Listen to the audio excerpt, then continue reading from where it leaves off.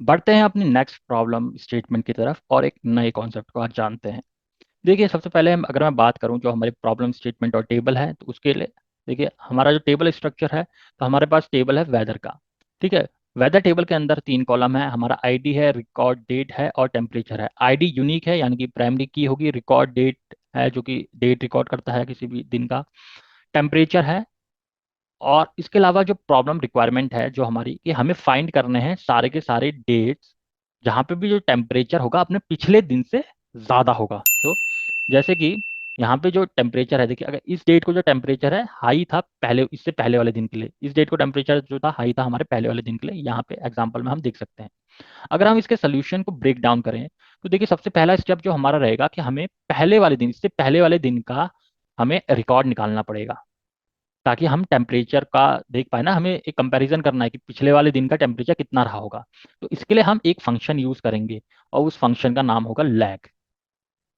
ठीक। लैग जैसे कि आप स्ट्रीमिंग करते होंगे, ठीक है, वीडियो कॉल करते होंगे, तो आगे पीछे आवाज आती रहती है, यानी कि थोड़ा रुक रुक के आती है, तो उसको कहते हैं लैग। तो उसी तरह से लैग होता है, यानी कि धीरे धीरे पीछे पीछे रहना। लैग का मतलब होता है पीछे पीछे की तरफ आपको रहना है, तो उसके लिए तो इस फंक्शन का हम यूज करेंगे। ये विंडोज फंक्शन कहलाता है हमारा, और ये हमें अलाउ करता है कि हम जो एक्सेस कर पाए जो हमारे प्रीवियस रोज हैं उनकी वैल्यूज को।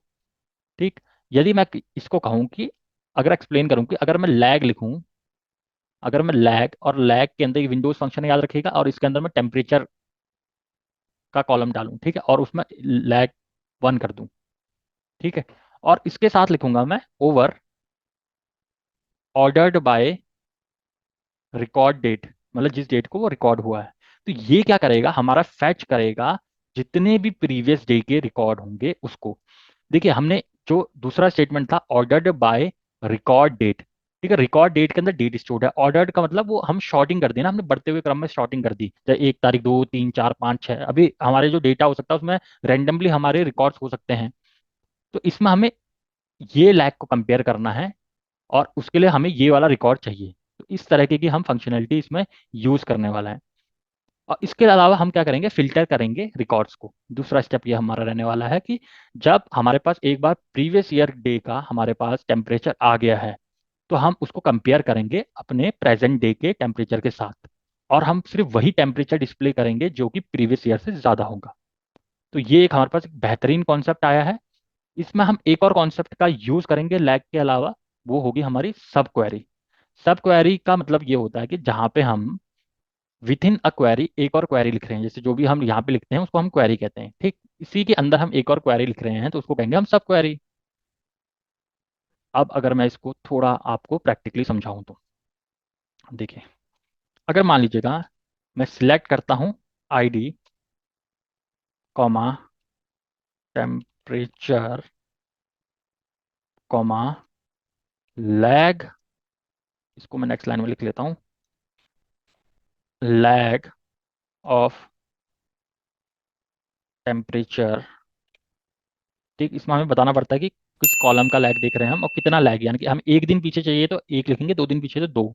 ठीक है। ओवर, ओवर के बाद हम वो कॉलम रिकॉर्ड उठाएंगे जिस रिकॉर्ड के ऊपर हमें लैग चाहिए। ओवर, ये है हमारे कॉलम का नाम, डेट। डेट क्योंकि हमें प्रीवियस डेट का चाहिए, तो इस वजह से हमने जिस कॉलम के ऊपर हमें पीछे का डेटा चाहिए उस कॉलम का नाम लिखेंगे। अब क्योंकि ये जरूरी नहीं कि सीक्वेंसली अरेंज हो, ठीक है, तो हमें सीक्वेंसली अरेंज करने के लिए ऑर्डर्ड बाय यूज करना पड़ेगा। Ordered, order by, order by. ठीक। ठीक। अब मैं इसको कुछ नाम दे देता हूँ कि इस पूरे को मैं क्या नाम दूँ। ठीक है, तो इसको मैं नाम दे देता हूँ एलियास फॉर्म में, इसको नाम दे देता हूँ प्रीवियस टेम्परेचर, प्रीवियस ईयर का, प्रीवियस डे का टेम्परेचर। ठीक। ये कहाँ से हमें मिलेगा, फ्रॉम, अब मुझे उस टेबल का नाम देना पड़ेगा, तो मेरे टेबल का नाम है वेदर। तो अभी मैं केवल एक क्वेरी रन कर रहा हूँ। ठीक है। तो ये देखिएगा मेरा आउटपुट यहाँ पे ऐसा आ गया है, तो मैंने प्रीवियस डे का टेम्परेचर निकाल दिया हर एक दिन के हिसाब से। तो इसमें प्रीवियस डे का टेम्परेचर नहीं होगा, क्योंकि अगर एक डेट 1 तारीख है तो इसके पीछे का रिकॉर्ड ही नहीं है, तो इस वजह से उसने नल दे दिया। अब देखिए इसका प्रीवियस डे का टेम्परेचर कितना होगा, 10 होगा। इसका प्रीवियस डे का टेम्परेचर कितना होगा, 25 होगा। इसका प्रीवियस डे का कितना होगा, 20 होगा। तो वो यहीं ऐसे करके चीज़ें निकाल रहा है, क्योंकि 10 से आगे का जो टेम्परेचर है नहीं। तो ये तो मेरा सब क्वेरी होगी, यानी कि ये चीज़ मैंने सॉल्व कर दी कि मेरे को प्रीवियस डे का टेम्परेचर कैसे निकालना था। अब हमें तो क्या करना है, हमें तो केवल आईडी प्रिंट करवानी है ना। तो हम अब उसके लिए क्या, अब ये मेरी बन जाएगी सब क्वेरी। ठीक, एंटर दबा देता हूँ। अब मैं अपनी जो प्राइमरी क्वेरी थी वो लिखता हूँ। अब मुझे सिलेक्ट, देखिए हमें लास्ट में आउटपुट में क्या चाहिए, आईडी चाहिए। तो सिलेक्ट मैं कर रहा हूँ केवल आईडी को फ्रॉम, अब एक टेबल से सिलेक्ट कर रहा हूँ। तो मैं अब इस सब क्वेरी को ही अपने आप में एक टेबल बना देता हूँ। ठीक, तो मैं इस पूरी की पूरी सब क्वेरी को ही टेबल बना देता हूँ। ठीक, अब यानी कि ये पूरी की पूरी सब क्वेरी, अब हमें एक नया टेबल मिल गया है जिसमें ये एक जो हमें सब क्वेरी से मिला था, तो ये पूरा का पूरा एक नया टेबल हो गया। इस टेबल को मैं कुछ नाम दे देता हूँ, एज सब क्वेरी। ठीक, तो इस टेबल से मैंने आईडी निकालनी है, सिलेक्ट आईडी फ्रॉम इस टेबल। ठीक, अगर मैं यहाँ तक रन करूँ तो देखना मेरा रिजल्ट क्या आता है। तो मेरे को आईडी मिल जाएंगी, जो भी सब क्वेरी के अंदर जितनी भी आईडी होंगी वो मिल जाएंगी। ठीक, लेकिन अब हमने एक कंडीशन नहीं लगाई इसमें। ठीक, मुझे यहाँ पे एक और चीज चाहिए थी, जो थी वियर, जहाँ पे हमारा जो टेम्परेचर होगा बड़ा होगा हमारे प्रीवियस डे के टेम्परेचर के साथ। अब मैं इसको रन करता हूँ। ठीक, तो मेरा रन हो गया और मेरा आउटपुट और एक्सपेक्टेड आउटपुट सिमिलर आ गया। तो यहाँ पे हमने देखा कि सब क्वेरी का कॉन्सेप्ट क्या होता है, लैग जो कि विंडोज फंक्शन है उसको हम कैसे यूज करते हैं।